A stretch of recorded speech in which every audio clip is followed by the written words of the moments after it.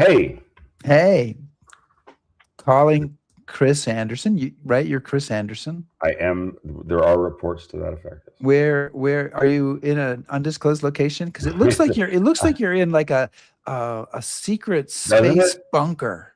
That would be kind of cool, but unfortunately, no. It's just another hotel room. I am at the Chateau Erspelt, just outside of Ah, Clairvaux in uh-huh. Luxembourg, which was the headquarters for the 1st Battalion of the 110th Infantry at the start of the Battle of the Bulge. So, Okay, wow.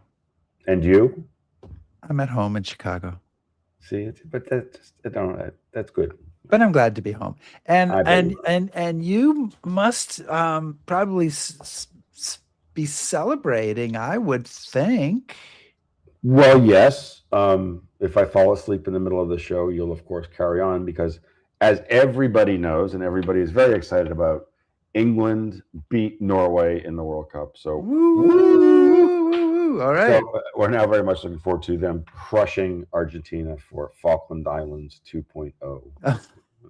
Okay. So we should have done a Falkland Islands show, but okay. Well, I'd be happy to, especially if they win the football this There week. you go. Welcome everybody to History Yes. Happy Hour. Thank you to Stephen Ambrose Historical Tours for their assistance in sending Chris to Clairvaux and both of us out to various trips around the globe. Well, yeah. Check out their rich offering of military history tours at stephenambrosetours.com. And whether you're watching live, watching on replay, maybe you're listening to the HHH podcast. Yeah, And welcome. you should be, because Rick works really hard on that. So Yeah, I do. I push several buttons to make that happen. Today we'll be talking about Thomas Wiling, who's the fascinating founding father you've most likely never heard of. Yeah. So, Chris, we should thank everybody who's supporting us as a top shelf patron, and people who are supporting us as patrons at any level. And Absolutely. you can become one of those people at patreon.com/history happy hour. So I should ask you, Chris, is there anybody out there, and what are they telling us? Yes, well, Jim Stark is out there, and he will ask where I am this week, and I Clairvaux, Jim, Susan Scully from Bethany Beach, Ron Dries, John Gallagher is here. So, John, I hope you're doing well. Let me know, John, offline if you've heard anything from the Canadians. Yeah, Katiki Miller, Gene Templin, so somebody from Pennsylvania. So. Oh, could be Gene, could be Chris. Signed in as Gene. I think also. they kind of could be. Could be. They're kind of joined at the hip. So it could be like a stealth Templin. Yeah, and Chris, are you drinking anything today? Are you holding up to History Happy Hour traditions? I'm drinking cheap white wine from my mini bar in my room. And you? That's most excellent. I have a haphazard beer, but I'm drinking it in my Leinenkugel glass. And why are you drinking it in a Leinenkugel? Just to do something different. Change it up. Gotcha. There you go. All right, give me a cue. Let's get this thing started.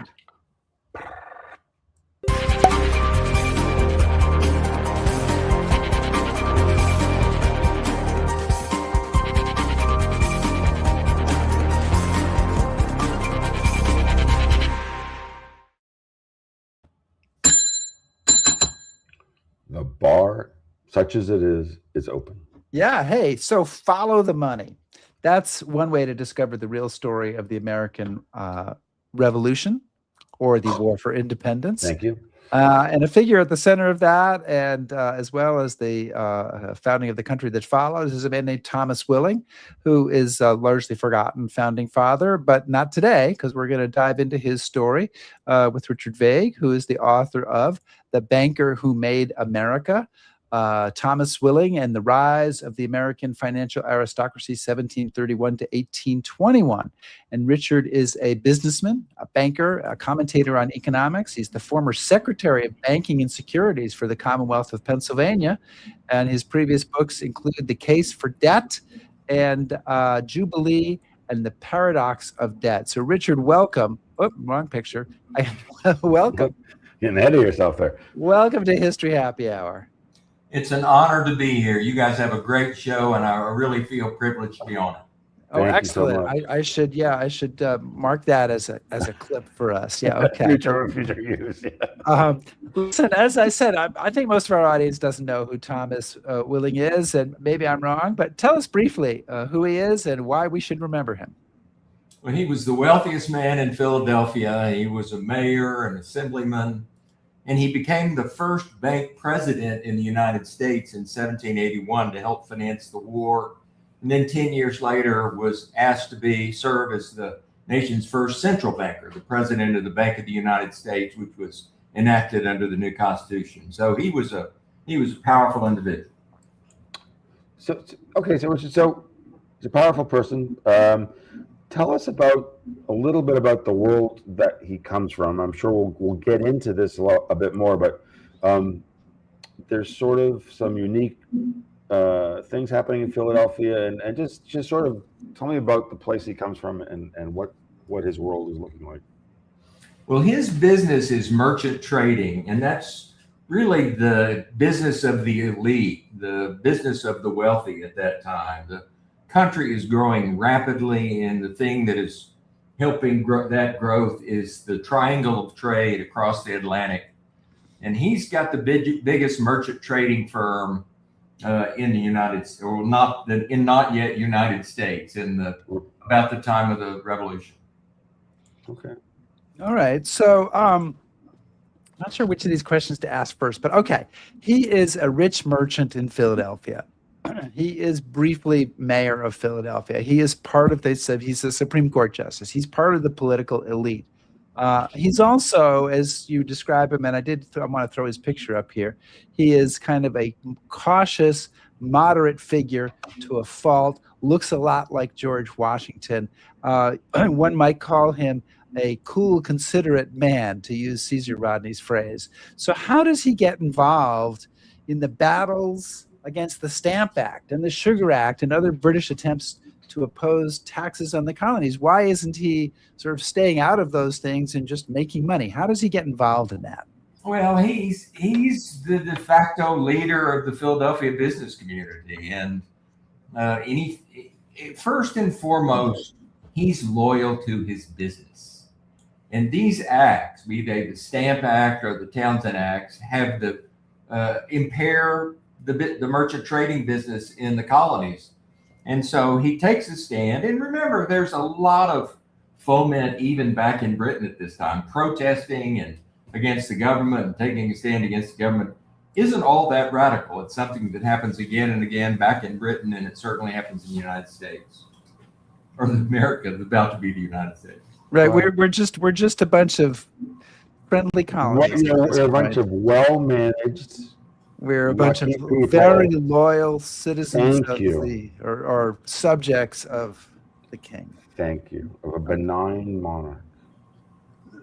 That, of course, never characterizes the colony. Okay. So you say that kind of one of the central relationships too in this book, and as Wiling is sort of coming to the fore, is Wiling, a man named Bingham and a man named Hamilton. So again, what's sort of their relationship in this story? Well, we all know about Alexander Hamilton, coming up as a child and a teenager in the Caribbean. And he's precocious, and he works on St. Croix for a firm called Beekman and Kruger. And he's so good that he is basically handling the firm by the time he's 15, 16 years old. And we first see him interact with Wiling on the day before his 17th birthday, when we see a letter between the two of them that confirms a trade of wheat flour. Alexander Hamilton's up and coming. Thomas Willing's 41 years old at the time and established as the preeminent merchant in Philly, and they're already trading together. Wow. Go ahead. No, I was going to say, you also asked about William Bingham, who is a little bit younger and becomes Willing's son-in-law and supplants Wiling as the richest man in America. And he is sent as a 21-year-old by Franklin and Morris and Wiling to the Caribbean to do privateering to help fund the early days of the Revolution. And he makes a lot of money in the process. So there are two guys that are deeply embedded in the merchant elite and deeply connected to Wiling. Okay, so I want to just bring in a question from an audience member. just because it's a useful piece of background. He says, how did Willing make his fortune? Was he a self-made man or family money? And the answer is both, right? Yeah, he inherits $26,000 in then American money from his father when his father dies unexpectedly young. Thomas Willing is only 23, but he parlays that into $1 million over his lifetime. So Which is worth that- like 500 million today. Yeah, that's a million 18th century dollars, right? That's right. He did wow. very well. Yeah. So he's got a family background, but he builds the business up himself. Yeah, one of the very surprising things to me is when his father passes away, and he's 23, he inherits 3 ships, and he's got a passel of troubles. He's trying to, put his father's estate in order, and he's got to learn how to run this business, and he's got all his siblings to take care of. First thing he does is buy a 4th ship. So he is very conservative, but he's very bold, which is a paradoxical set of characteristics. But he expands that 70-fold during his lifetime.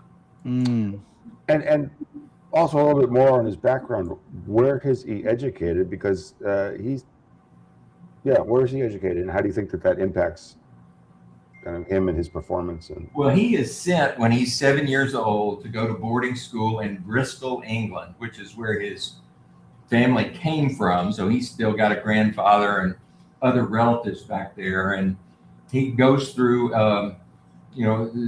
grade school in Bristol, and then goes to London to the Temple University to learn the law, and only stays there less than a year, and then he comes back to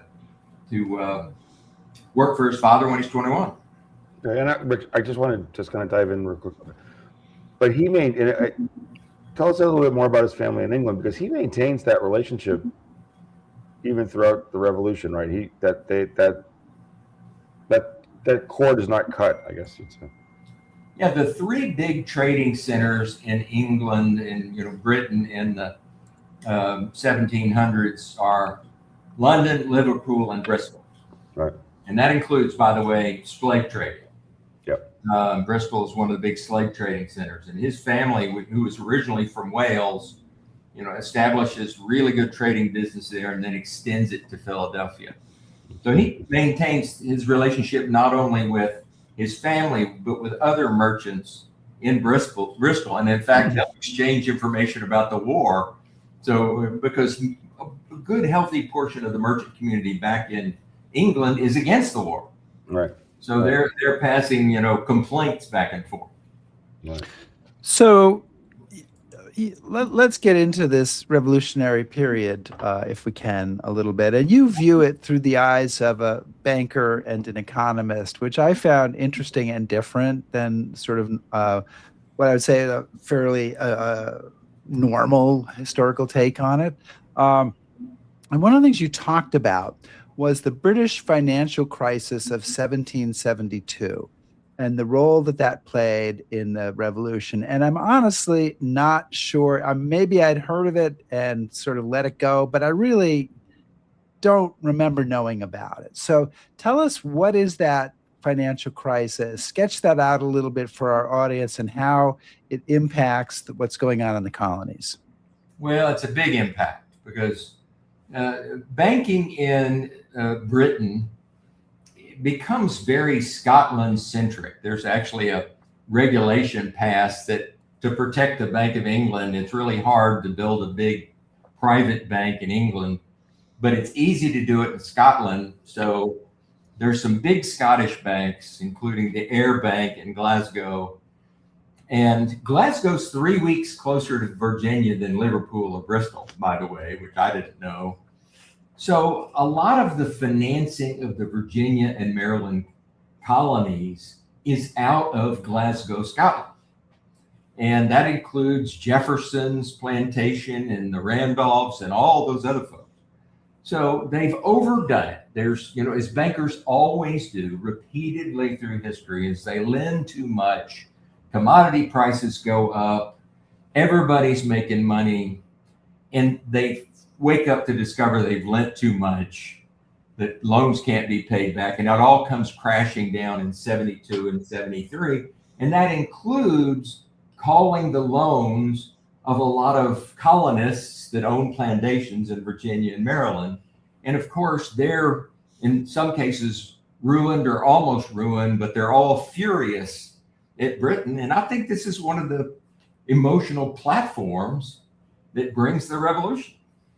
You know, also you said that you mean they don't want to pay their bills. Is that Precisely. okay? Just checking. So Precisely. They're you getting also loans called. They're getting no forbearance from their lender, and they're mad. also you said that it impacted the Tea Party. Yeah, well, one of the institutions that's almost ruined in this is the EIC, the East India Corporation, which is the largest corporation in all of Britain, and many parliamentarians own stock in the EIC.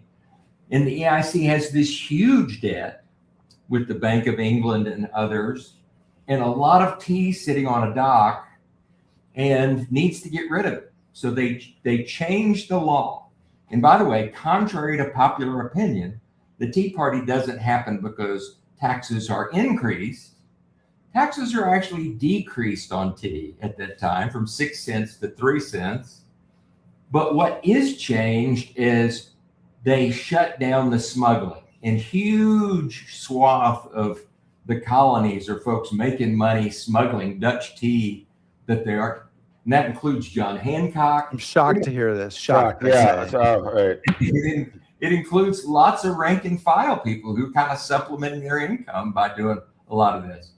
That gets shut down. And that's what somebody said. This is like taxi drivers protesting against Uber. It's the Bostonians are saying you're cutting into my livelihood, and they dump all the tea into the Boston Harbor. Even though their livelihood is being obtained legally. Precisely. Yeah. Okay. Just checking again. I don't know. Is it really illegal if it's orders from a distant king who we haven't voted for? There's no representation. I'm not sure I can. Little violin. It happened, Chris. You can't undo it, no matter how much you argue. You cannot undo the revolution. I just don't have to like it. All right. So again, is the show really that wonderful, Richard? I mean, with us arguing about the revolution, you sitting there go, "Is it? You were so nice, but is it? Is this really that great an experience? That wonderful and more." There we go. Okay, so which the other thing I think that you should kind of explain, and this may be one of the reasons why we don't know more about Wiling.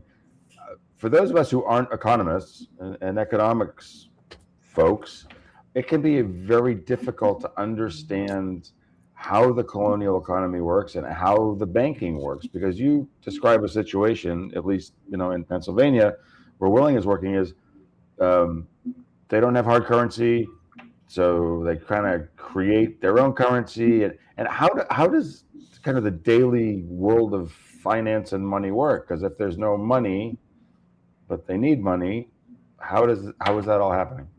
Well, this is a problem that's decades and decades old, and is a constant source of major friction between the colonies and Britain.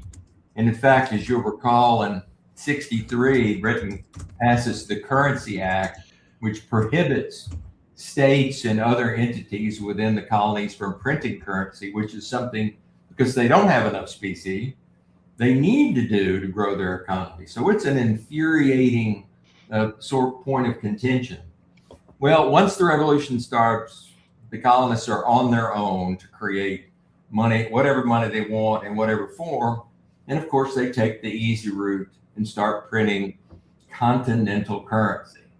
And they start doing that, and right at the beginning in 1975, not just the Continental Congress, but the states as well. And in fact, they both sides print about as much face value currency. And of course, they print way too much, an amount in excess of GDP itself, and the currency becomes valueless. So by 1780, merchants simply won't accept currency, and they're in a quandary. And the quote, this is a quote from Madison, I believe, the opulent merchants of Philadelphia band together to put together money that ultimately forms a new bank called the Bank of North America, that's chartered in 1781 for the express purpose of helping to fund the revolution. So, and a bank creates money in that day simply because you come get a loan and they give you their own currency. It's Bank of North America dollars at that point in time. Well, I want to come back to that, but we're skipping ahead, and I really want to come back.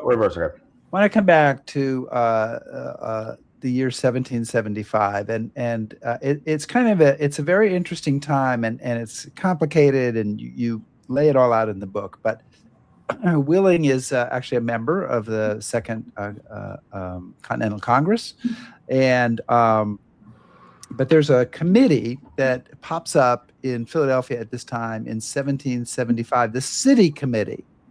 Again, not something that I think gets into most Revolutionary War histories at this point, but it plays a big role over the next few years in moving Pennsylvania into the pro-independence column. So tell us about the City Committee and about Willing's role, and because Wiling is part of it and then he's not part of it. So kind of lay that out for us. Yeah, the rich merchants of Philadelphia are not in favor of independence. And as embodied by the assembly, of which many of them are the voting members, the state government, they actually issue an edict in 1775 prohibiting their delegates to the Second Continental Congress for voting for independence. So this is a major dilemma at that time. The state government is so paranoid about the idea of independence that they before the question even comes up, they tell their delegates, if this comes up, vote against independence. Now, the rich merchants of Philadelphia are Anglican largely at this point in time, more than Quaker. They're born, a lot of them are born in England. They have ties to England. They're Anglican. But while this has been going on, 50,000 Scotch-Irish Presbyterians, who are the renegades, who've been mistreated in the north of Ireland and in Scotland for centuries, are flooding into the country, and they become the artisans and farmers in the western part of the state. They hate the British. And they want independence. So you have these two factions that emerge right before the vote in 1776, and one of them is against independence, and one of them is very much for it. And that's the City Committee, because there's a couple of really smart guys, Charles Thompson being one of them, in cahoots, by the way, with John Adams out of Boston and Samuel Adams out of Boston, that create this very innocent thing called the City Committee that really exists to help nudge the assembly towards sending delegates to the Continental Congress in the first place, which they were not inclined to do, to consider a boycott against the mother country, which they were not inclined to do.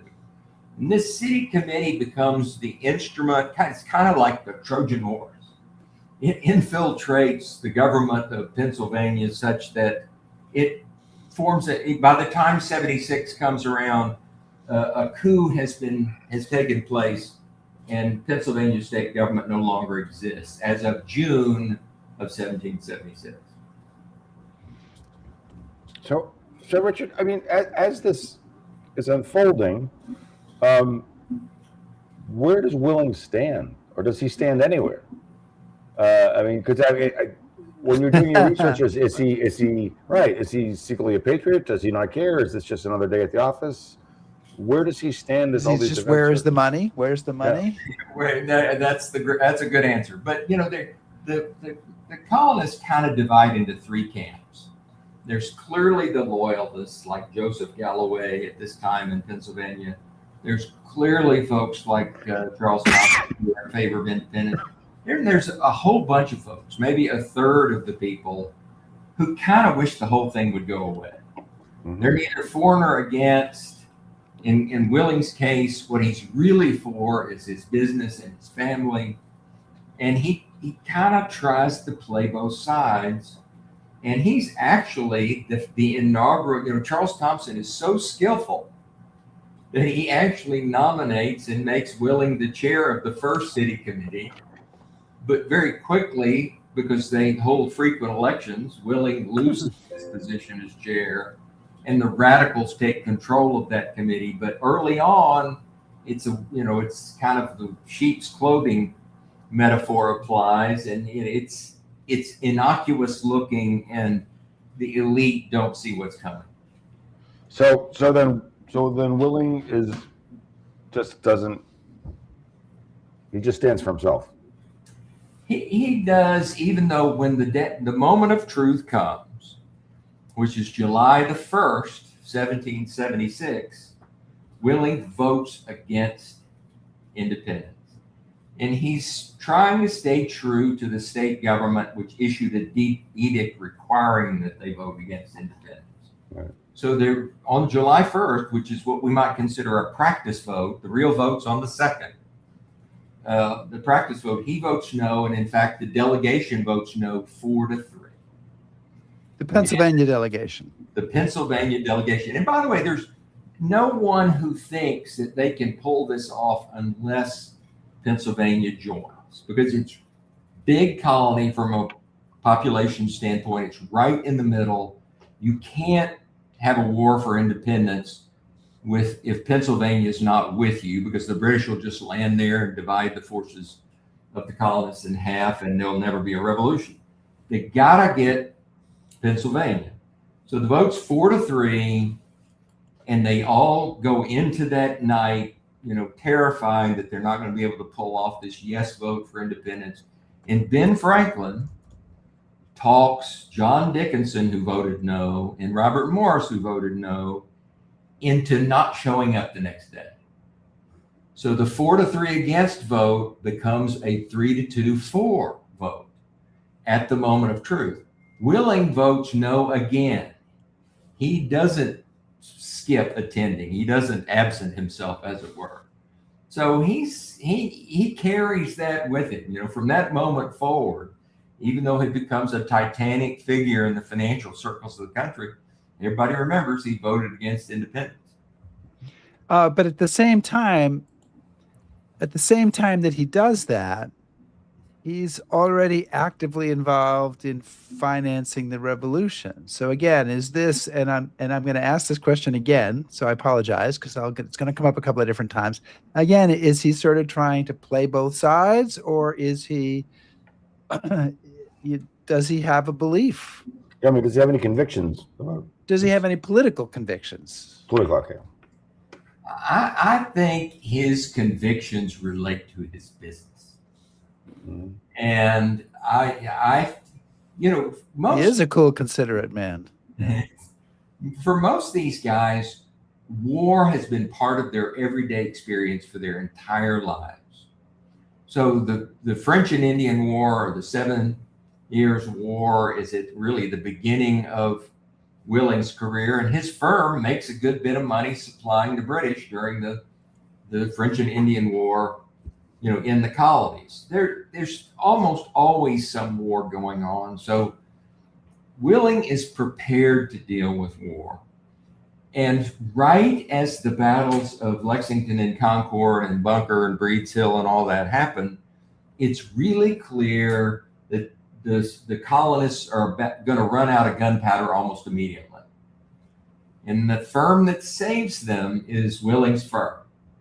And the reason it's able to, and this is before the vote for independence by, more than a year. The reason is they have an almost global network that includes a smuggling network with connections to the Dutch and the French, especially through the Caribbean, places like Eustatius and what have you. So almost immediately, Willing's able to start procuring gunpowder to save the revolution in 75, even before he's voted no against independence. So that's kind of this the two forces tugging at these guys at this point. But one thing's for sure, Willing knows that Willing knows two things: that the war's going to shut down his conventional business, and he better build up a business supplying the revolution to compensate for that. Well, go ahead, Chris. No. Well, I was going to say, first of all, that we're talking today to Richard Vague, who is the author of The Banker Who Made America, Thomas Willing, and the Rise of the American Financial Aristocracy, 1731 to 1821. And I should mention that those are the dates of Thomas Willing's life because he lived to be very old. But you talk about the revolution as a war of finance, right? And you suggest that it is the money more than the battles that are critical in winning the war. So tell us what you mean by that, and if you can, if there's more to share about about Willing's role in this area. Well, this becomes Britain's having to spend 3.5 to 4 times as much money per year as the colonies are to prosecute this war. It's very expensive to have an expeditionary force across a wide ocean. So it becomes really clear to the founding fathers fairly quickly that they do not need to win the Revolutionary War. All they have to do is not lose. And you see this in the expenditures, which we've fairly carefully plotted and we have on the book's website. But in 1775 and 76, the colonies are spending 25 million of then current dollars per annum on the war. By the time 1780 comes, the budget's only 8 million. By the time 1781 comes, which is the year of Yorktown, the budget's 2.7 million. So it's war on the cheap. They've learned all they have to do. And you can see this in the statements of Washington, Hamilton, Adams, everybody. Washington famously says that, the longest purse carries the debt. Hamilton says, when they do finally charter Willing's first bank in 81, says, with the establishment of this institution, the loss of our independence is impossible.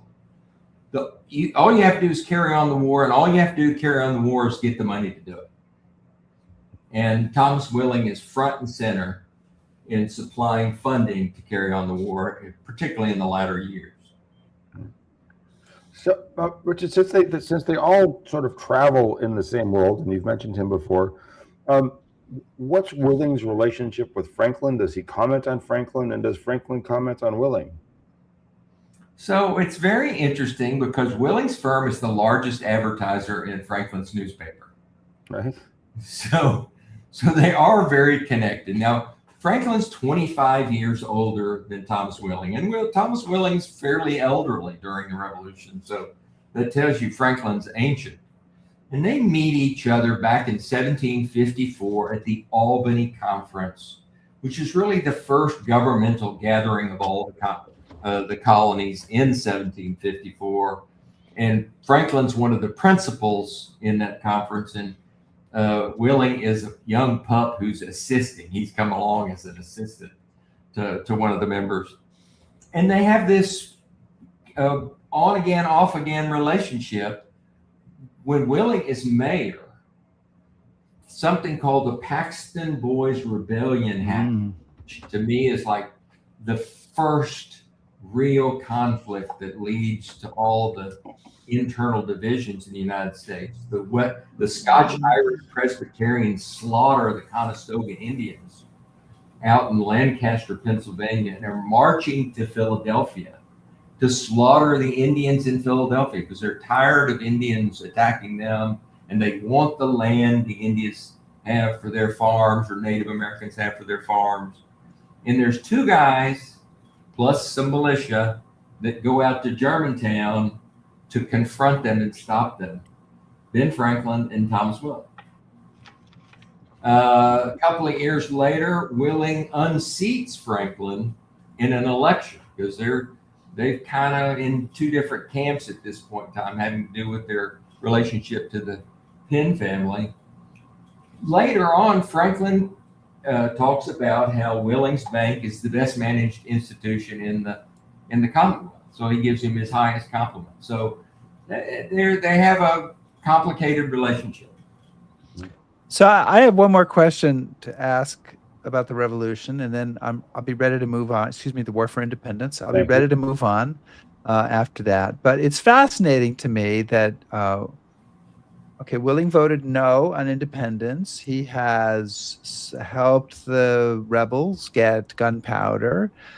He's there in Philadelphia. The British take Philadelphia under General Howe and his brother Admiral Howe, and Willing stays there. And he continues his operations during the British occupation. And he's also staying, as we talked about a little bit earlier, very connected throughout the war with his fellow merchants in England. And I get the impression, and I mean, I think you've already said this, but we'll go over again. He's less a passionate patriot and more a guardian of his fortunes. He's it seems like he's prepared to continue making money whoever wins. Is that a fair assessment, or, is there more to it than that? No, that's an absolutely fair assessment. But again, I would put this in the context of all the turmoil in England and Britain over the prior 2 centuries. I'm doing a lot of research for a book on the founding of the Bank of England, which happens in 1694. Well, there's the Glorious Revolution. There's the Oliver Cromwell. There's things happen politically, and businessmen kind of have to parry. If you're a merchant under Charles I, and all of a sudden Oliver Cromwell shows up, you have to be dexterous enough to kind of finesse that. And then a few years later, Charles II shows up, and you got to orient towards that. So, it's not unusual for businessmen to have to be adept in the face of the changing governmental circumstances. By the way, that's still true today. We do a lot of business with corporations in DC, and they kind of have to go with whichever party's in power. So, he's and by the way, this is his second strike against Thomas Willing. The Congress moves to York. The state government moves to Lancaster, and the Congress moves to York. His partner, Robert Morris, his junior partner, Robert Morris, moves out then. By now he's superintendent of finance in the Revolution, and Willing stays. And Willing's dilemma is demonstrated by the fact that Howe comes to him and tries to get him to take the oath of allegiance to the king and parliament. And Willing refuses, but is allowed to continue in business. And then when Howe leaves and the radicals take over Pennsylvania, they try to get Willing to sign the oath of allegiance to the revolution. And he won't do that either until they threaten to confiscate his property, and then he does. So he's trying to play the middle. So, Richard, you do a wonderful job in the book of kind of looking at some of the tensions in the colonies between different factions and what's motivating certain people, and you raise some kind of groups that you don't usually think about. So just some of the others one of the others that struck me was there's some competition between, you just described the militia and the Continental Forces. Could you describe that and delve into that just a little bit? Yeah, the militia, and the Continental Army are two very different things. And we tend to kind of lump them together. But folks are quick to join their local militia, but in part it's because they're loyal to their own geography and to their own family and their own. And they sometimes will help the Continental Army and sometimes will not. And they're populated by folks who are very much against Britain and are quick to endorse this idea of independence. But they're not in sync with George Washington and the Continental Army, except episodically, and it makes the war very, very hard to manage. So we've mentioned this before, but in 1781, Willing becomes president of the Bank of North America, which is essentially the first U.S. bank created, first what we would think of today as a bank. Now, banks have been around for a while in the UK. You mentioned in Scotland. Why no banks in the U.S.? And of course, what role does this new bank under Thomas Willing play in the early pre-Constitution years of the United States of America? So there's no banks in America because Britain has prohibited Damn banks. them. Damn them. And, if I start to list the reasons that I think we actually had a revolution, it's not the same list that Thomas Jefferson put in the Declaration of Independence. I'm shocked, Richard. All right. Shocked So to tell hear us, that. what's on your list? Well, one of the huge issues is they're not allowed to buy land west of the Appalachians. This is Okay. So you immediately get folks like George Washington on your side if you want to have a revolution that allows speculation in land in western Pennsylvania and so forth. You're not allowed to have banks. There's this whole laundry list of things that we're not allowed to do because Britain wants those prerogatives for itself, and it kind of wants to keep some limitations on the colonies from becoming too powerful. And you have all these wealthy, proud, independent folks like George Washington and Thomas Willing and others that are kind of chafing at the bit or chomping at the bit, should I say? So that want unbridled ability to advance economically, and Britain stands in the way. But Bank of North America. Yeah, well, the first thing that Bank of North America does is make loans to the colonial government, the continental government, and it becomes the source of a lot of the funding that occurs in 1781 and after. So at that point in time, Thomas Willing and the bank are front and center in funding the revolution. It's a source for short-term funding for the needs that the Continental Army has. And by the way, the shortage of money problem continues. They're marching down to Yorktown. The officers threaten them. This is to Yorktown. This is the battle. And on the way down, as they're approaching Philadelphia, the officers threaten mutiny because they haven't been paid. So Robert Morris, who again is Willing's partner, has to scrounge up enough money to pay them a little bit so they go march down to Yorktown. So, this funding issue is a never-ending problem. So, Richard, one of the other questions I had is, Willing is so present in so many of these large moments, but he just seems to be floating above it. You don't. Maybe you came across this, but is anybody in Parliament saying, we got to get the banker?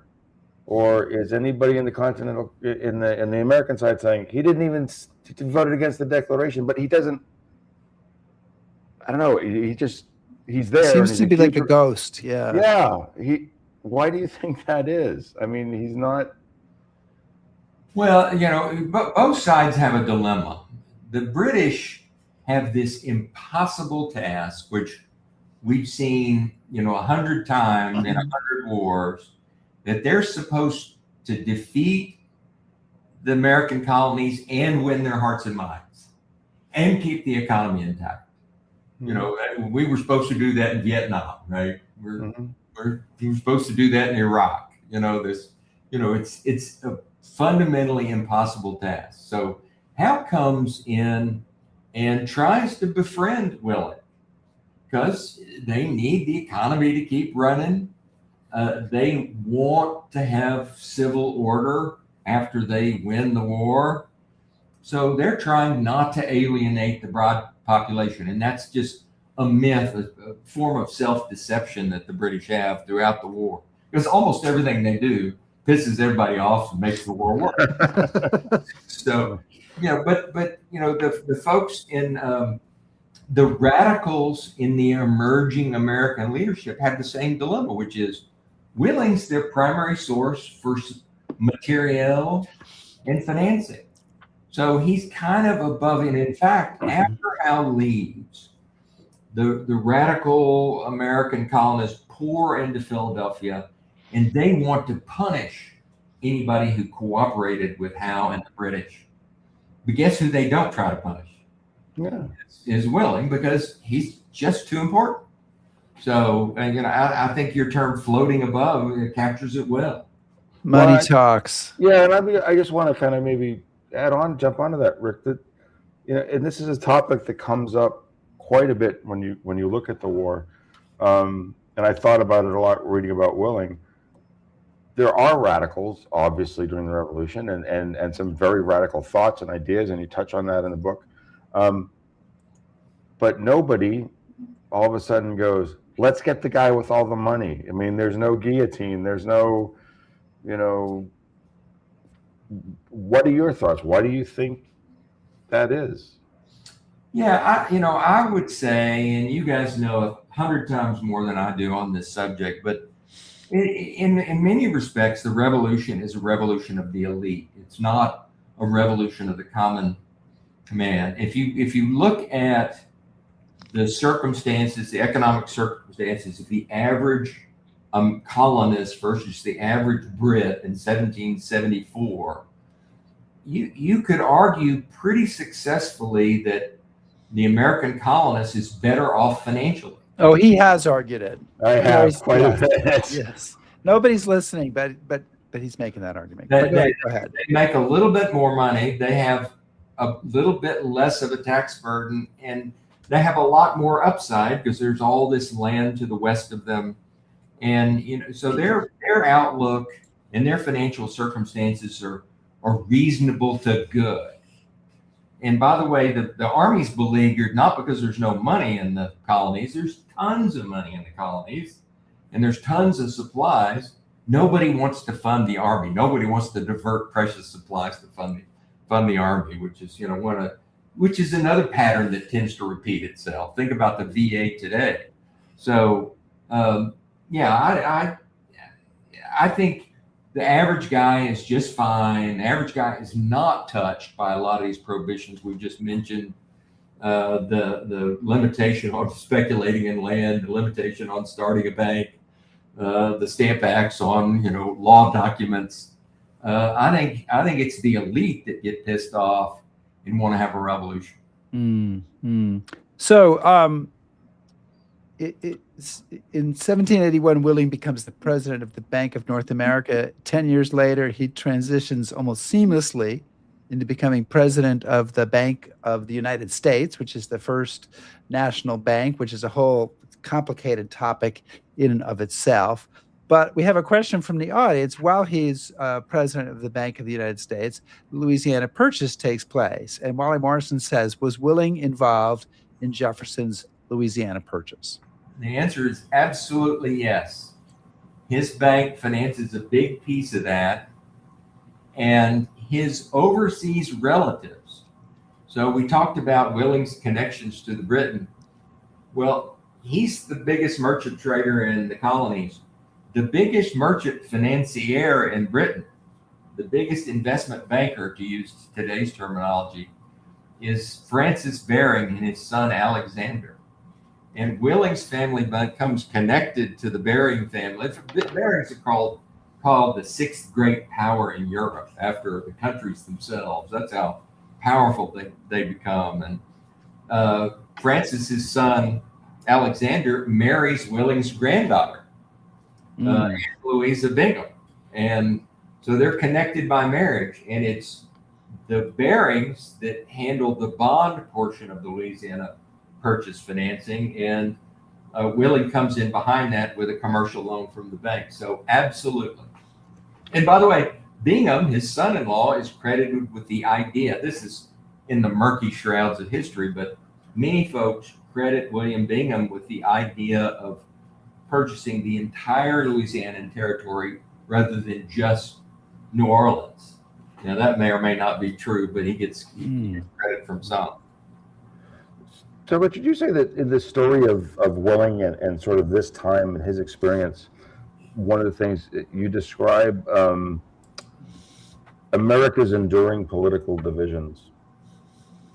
What are you driving at there? What are those divisions, and what do you see in Willing's story that resonates now?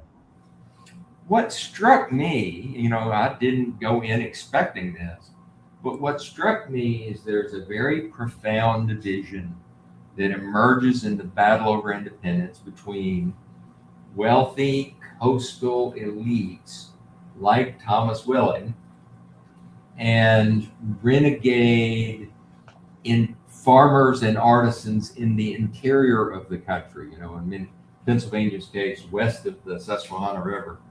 It's the middle of the country versus the coastal elites. And to me, that resonates very much with the division we have right now in the United States. And people tend to think of the North-South division in the United States. I think just as fundamental, if not more, and perhaps more enduring, is this coastal wealthy versus middle of the country, middle America division. So, Rick, let me just kind of continue with that idea then. Well, fine. Why do you think that that's unresolved? Why do you think that that is still the same story 250 years later? Finance's role in that. I think, if we got into economics a little bit, I would argue and try to make the case that widening inequality is kind of built into our economic system.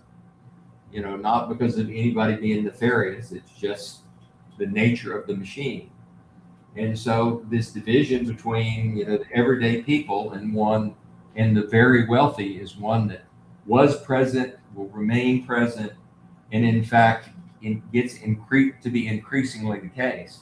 And that's just a very natural division, that a manifestation of human nature, that folks that, middle America that are just trying to make a living versus those that seem to have everything and have none of those financial concerns. So I'm wondering if there's a modern figure who you consider to be an equivalent of Thomas Willing, and you must have thought about this. There must be somebody today who reminds you of him a little bit. So any thoughts on that? Well, finance, I think we're talking about the centrality of finance. And by the way, one thing I would say to you, and your audience may find this resonates with their thinking, but when Willing is battling these, his faction is battling these Scotch-Irish Presbyterians, it becomes the Federalists versus the Anti-Federalists. And at that point in time, Thomas Jefferson is the predominant Anti-Federalist, but he's not of the ilk, the true renegade Scotch-Irish Presbyterian. The guy who fills that bill, of course, is Andrew Jackson in 1824 and 1828. And he's the ultimate Scotch-Irish Presbyterian. And his bête noire is, of course, Nicholas Biddle and the Second Bank of the United States. So you have that division then. Today, there's a lot of financiers who have come up, and it's, Goldman Sachs and